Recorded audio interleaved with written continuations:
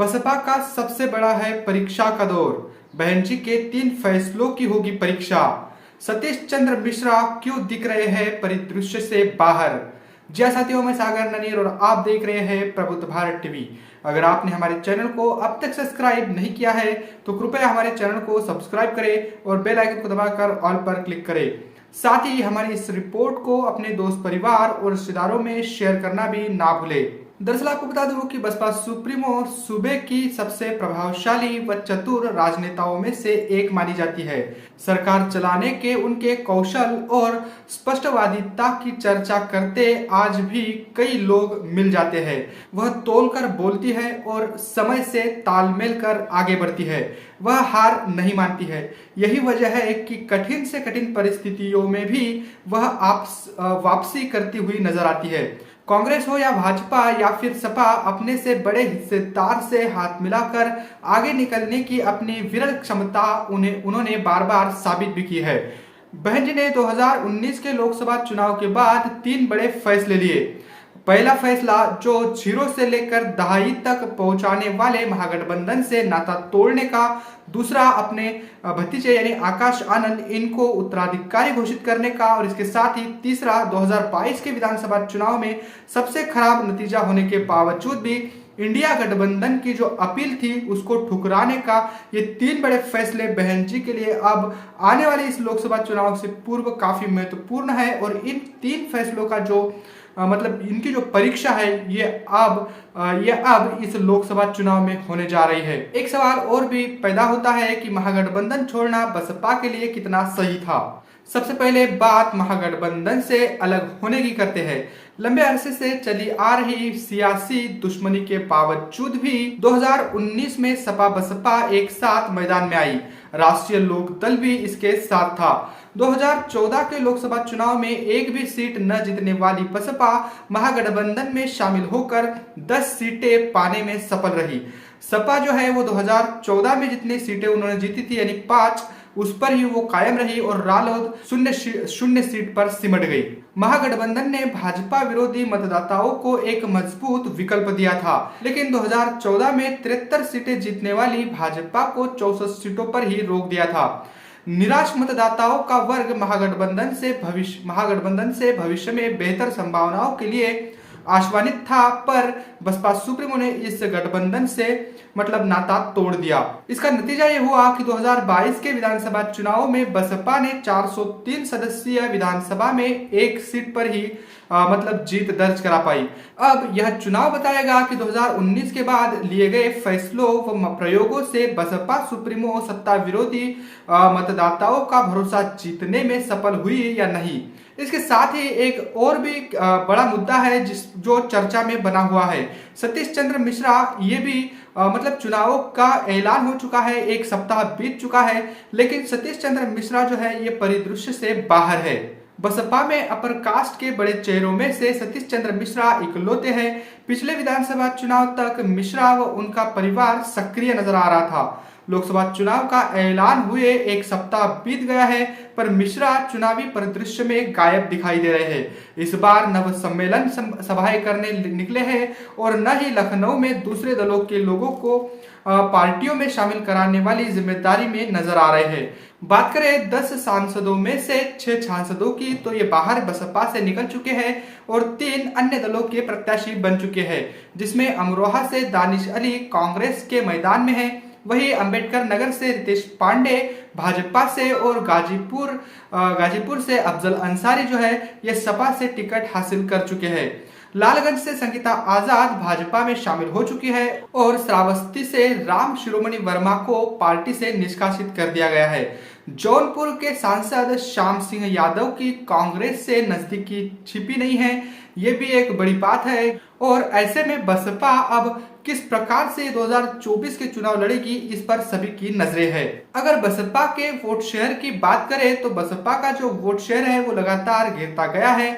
BSP ने 2007 में social engineering के जरिए प्रदेश की 403 विधानसभा सीटों में से 206 जीतकर स्पष्ट बहुमत की सरकार बनाई थी। 2022 के चुनाव में उमाशंकर सिंह के रूप में बलिया से बीएसपी का सिर्फ एक विधायक चुनाव जीता। बसपा को 2007 में 30.43% वोट मिले थे और वही 2019 में जब बसपा महागठबंधन में चुनाव लड़ी तो वोट शेयर 19.26% तक पर पहुंच चुका था।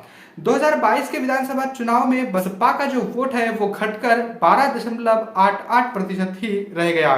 इसके साथ ही एक ग्राफ मैं आपके सामने रख रहा हूं जिसमें बसपा ने 1989 से लेकर 2019 तक, ये ग्राफ आपके सामने आपको दिख रहा है। आपको बता दूं कि 1989 में बसपा ने 2 सीटें जीतकर 9.86% तक का वोट पाया था। इसके बाद 1991 में जब लोकसभा के चुनाव हुए तो बसपा ने सिर्फ एक सीट जीती और वोट शेयर भी घटकर 8.32% ही रह गया। 1996 में जब लोकसभा के चुनाव हुए तो 6 सीटें जीतकर बसपा ने 20.06% का वोट प्रतिशत लिया। 1998 में जब चुनाव हुए लोकसभा के तो 4 सीटें जीती और 20.09% तक का वोट बसपा का 2098 के इस चुनाव में आया। 1999 में जब लोकसभा के चुनाव हुए तो 14 सीटें बसपा ने जीती और 22.08% तक का वोट बसपा का आया, यानी 0.1% जो है वो वोट यहाँ पर घट गया। 2004 के लोकसभा चुनाव में बसपा ने 19 लोकसभा की सीटें जीती और 24.67% तक का वोट बसपा का इस चुनाव में आया। 2009 के लोकसभा के चुनाव में बसपा ने सबसे ज्यादा सीट जीती, 20 सीट जीतकर बसपा ने 27.42% तक का वोट 2009 में बसपा ने लिया। और वही अगर बात करें 2014 की तो बसपा ने 2014 में एक भी सीट नहीं जीती और लगभग 19.06% वोट बसपा ने 2014 में लिया। और जब महागठबंधन हुआ 19 में सपा के साथ तो तब फिर बसपा ने 10 सीटें जीतकर 19.43% तक का वोट लिया। तो ये इस प्रकार का लोकसभा का चुनाव बसपा का रहा है अब तक का कुल मिलाकर। तो 2024 के इस लोकसभा के चुनाव के मद्देनजर बसपा के जो ये 3 फैसले थे कि सबसे पहले महागठबंधन में जाना 2019 के लोकसभा के चुनाव में, उसके बाद उस गठबंधन को तोड़ देना और आकाश आनंद इनको अपना उत्तराधिकारी घोषित करना। तो ये 3 बड़े फैसले जो है ये बसपा का अगली जो रणनीति होगी या फिर अगला भविष्य होगा बसपा का, इसको निर्धारित करेंगे और इसी की वजह से बसपा के लिए ये 2024 के लोकसभा के चुनाव काफी महत्वपूर्ण भी है। अगर आकाश आनंद की बात अगर हम करें तो बसपा सुप्रीमो ने अपने पार्टी के जो उत्तराधिकारी है इनको 2019 के लोकसभा चुनाव में सबसे पहले आगरा की रैली में पहली बार भाषण देने के लिए भेजा था। जब चुनाव आयोग ने उन पर 48 घंटे का प्रतिबंध लगा दिया था, वह चुनाव सपा व रालोद से गठबंधन कर लड़ा गया था। बसपा को इस चुनाव में 10 सीटें मिली थी। तो अब ये आकाश आनंद का भी एक तरीके से हम कहेंगे कि आकाश आनंद की भी ये एक परीक्षा रहेगी, बसपा सुप्रीमो की भी एक परीक्षा रहेगी कि अब ये 2024 के लोकसभा चुनाव बसपा किस प्रकार से लड़ती है।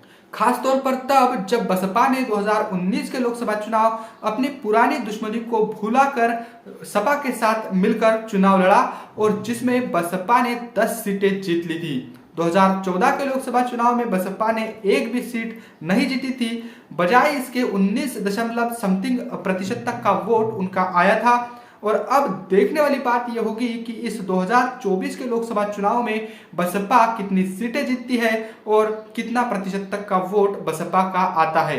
पिछले विधानसभा के चुनावों की बात करें उत्तर प्रदेश की तो बसपा ने केवल एक सीट ही जीती थी और ऐसे में अब बसपा में जो बड़े फेरबदल हुए हैं, ये फेरबदल 3 सबसे महत्वपूर्ण ये 3 निर्णय बसपा सुप्रीमो के इस 24 के लोकसभा चुनाव में क्या असर डालेंगे, या बसपा बैकफुट पर जाएगी या फिर बसपा ऊंचाई पर जाएगी, ये भी अब बड़े सवाल हमारे दर्शकों के बीच में भी है और अन्य दलों के लोग भी बसपा की ओर मतलब देख रहे हैं कि बसपा अपने कदम कैसे बढ़ा रही है। तो ऐसे में बसपा के ये 3 फैसले, साथ ही इसमें आपको स्पष्ट कर दूं कि बसपा के वरिष्ठ नेताओं में से यानी सवर्ण नेताओं में से सतीश चंद्र मिश्रा भी इस बार बसपा के किसी भी कार्यक्रम में दिखाई नहीं दे रहे हैं। पिछले चुनावों की बात अगर हम करें तो ब्राह्मण सम्मेलनों के जरिए अलग अलग पार्टियों के नेताओं को पार्टी में जोड़ने के लिहाज से उनका अब तक कुछ भी काम नहीं दिख रहा है। चुनाव आयोग ने अभी अभी एक सप्ताह पहले चुनावों की तिथियों की भी घोषणा कर दी, बावजूद इसके सतीश चंद्र मिश्रा कहीं भी दिखाई नहीं दे रहे हैं। तो ये भी एक बड़ा मुद्दा है।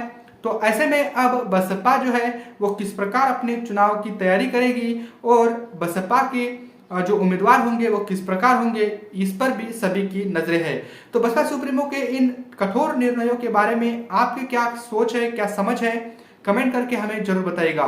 साथ ही बसपा इस चुनाव में कैसा प्रदर्शन करेगी, इस संबंध में भी आपको क्या लगता है वो भी कमेंट करके हमें जरूर बताइए। बने रहे प्रबुद्ध भारत टीवी के साथ। मिलते हैं अगली रिपोर्ट में, तब तक के लिए जय भीम, जय भारत।